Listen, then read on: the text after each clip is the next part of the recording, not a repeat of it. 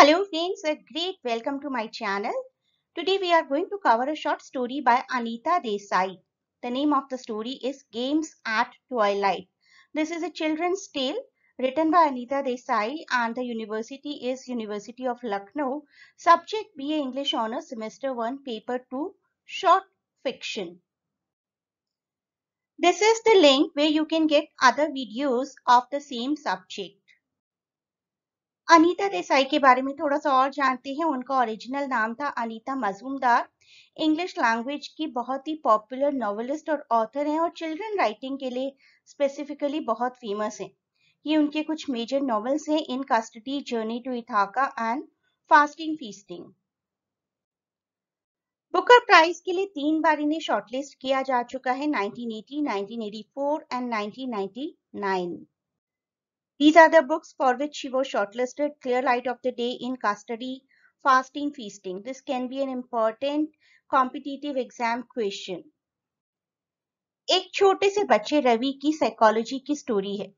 किस तरीके से रवि को ये लगता है कि उसकी फैमिली उसे अंडरस्टैंड नहीं करती, कजिन्स उसको नहीं समझते और रवि को इग्नोर्ड फील होता है because of a small incident.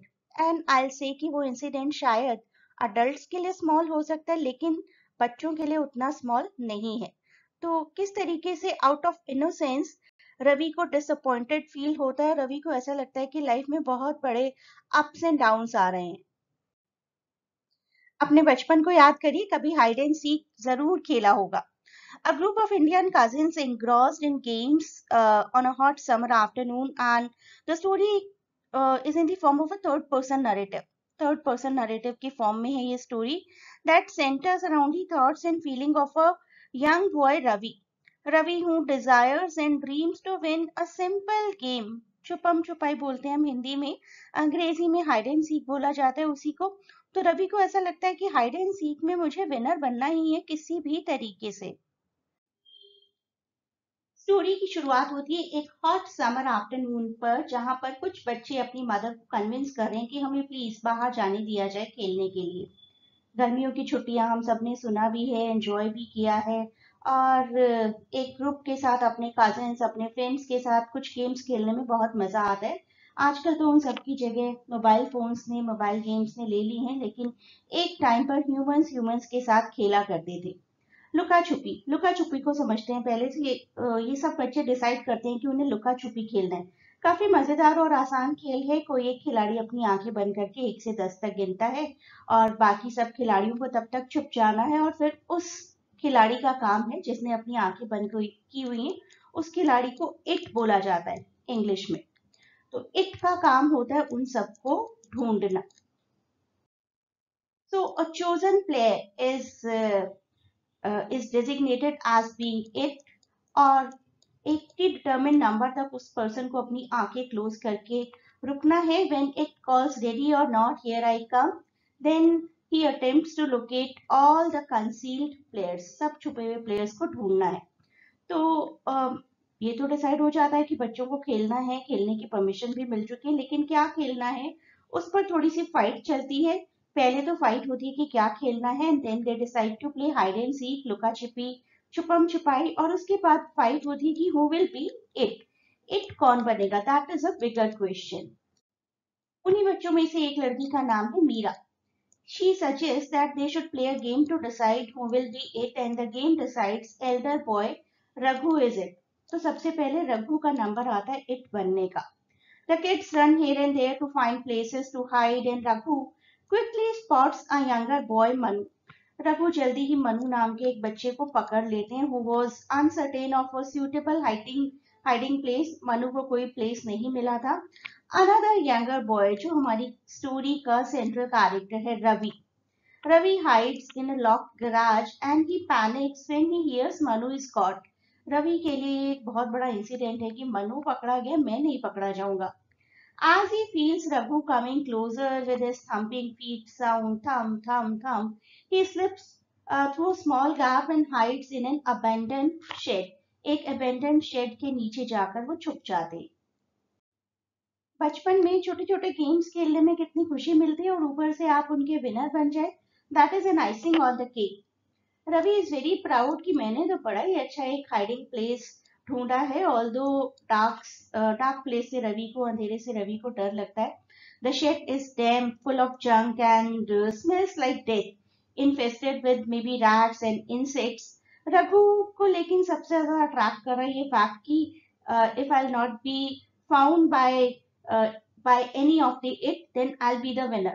So Raghu could not find him hiding there, which fills his heart with joy and pride. Raghu यहाँ वहाँ घूमते हैं और कहीं पर भी पता नहीं चलता है रवि का, तो रवि का दिल जो है वो खुशी से भर जाता है. He feels once in a while a snake might be crawling over him. कभी कभी उन्हें ऐसा लगता है कि कोई स्नेक है, कोई रैट है आसपास, लेकिन वो जीतने का जुनून जो है ना वो उन पर हावी है, वहां से हिलते भी नहीं वो. इतने घंटों से रवि वहां बैठे हुए, उन्हें लगता है कि अब तो मैं इस अंधेरे का आदी हो गया हूँ. He gets accustomed to the darkness. और वहां बैठे बैठे उनकी बॉडी बिल्कुल टायर्ड हो जाती है, बॉडी को स्ट्रेच करने के लिए कोई प्लेस नहीं है. और ये भी सोचते हैं बीच बीच में कि इससे अच्छा तो पकड़ा ही जाऊंगा, कम से कम अपने ब्रदर सिस्टर्स कजिन्स फ्रेंड्स को ज्वाइन तो कर पाऊंगा. रवि के लिए उनकी विक्ट्री बहुत जरूरी है, लेकिन उनकी विक्ट्री का जो थॉट है ना वो उन पर पूरे तरीके से हावी है. He starts to imagine his victory of being the last who is not caught, winning over all the other children, and he dreams about being the champion he has never been before and imagines his triumph when he gets out of the shed. सब बच्चे उन्हें कंधे पर उठा लेंगे, he will be victorious and everyone will kind of worship him कि वाह what a champion you are, ऐसा कैसे हो गया, इतने घंटों तक तुम नहीं मिले, इतनी क्या अच्छी टेक्निक है तुम्हारी इस गेम की. वो जीत का जुनून इतना हावी है कि वो टाइम का ट्रैक ही लूज कर देते हैं, उनको बिल्कुल ध्यान नहीं रहता कि कितने घंटे हो गए. The evening brings darkness and Ravi loses the track of time, dreaming about his victory and later realizing that he has been there for hours. बहुत घंटों से वही बैठे हैं. He can hear the voices of his cousins singing and laughing but is unable to apprehend what happened to the game they were playing. Ravi को ऐसा लग रहा है कि 4-5 घंटों तक मैं नहीं मिला तो बस सबको सिर्फ मुझे और मुझे ही ढूंढना चाहिए. तो ये कैसे अलग अलग गेम्स खेल रहे हैं, सिंगिंग कर रहे हैं, लाफिंग कर रहे हैं. He cannot understand how the game can be over if he is not found. मुझे तो ढूंढा ही नहीं गया तो गेम कैसे ओवर हो गई उनकी, और कैसे उन्होंने कुछ और खेलना शुरू कर दिया. यही सोचते सोचते he gets out of the shed and declares his success. I am a winner, I am a winner. बाकी बच्चे जो हंस खेल रहे हैं, गा रहे हैं, बड़े शौक हो जाते हैं, सरप्राइज हो जाते हैं. And the mother takes hold of Ravi worriedly asking him कि क्या हुआ, इतने घंटे से कहाँ थे तुम.